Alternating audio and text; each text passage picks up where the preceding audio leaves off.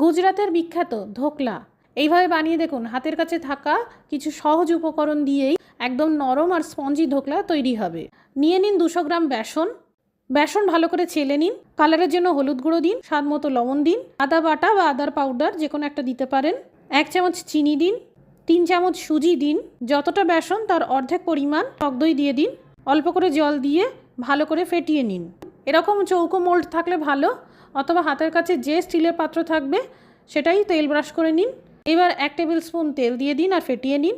ইনো মেশানোর সঙ্গে সঙ্গেই ধোকলা স্টিম করতে দিতে হবে। কম থেকে মাঝারি আছে 15 থেকে 20 মিনিটের জন্য ভাপিয়ে নিন। ধোকলা ভাপানো হয়ে গেছে, একটা ছুরি বা কাঠি ঢুকিয়ে চেক করে নিন। ফ্রাইং প্যানে দিন সামান্য তেল, কালো সর্ষে, কারি পাত্তা, গোটা কাঁচা লঙ্কা, 1/2 কাপ জল দিন, সামান্য লবণ, সামান্য চিনি দিয়ে গোটা পাতিলেবুর রস মিশিয়ে দিন।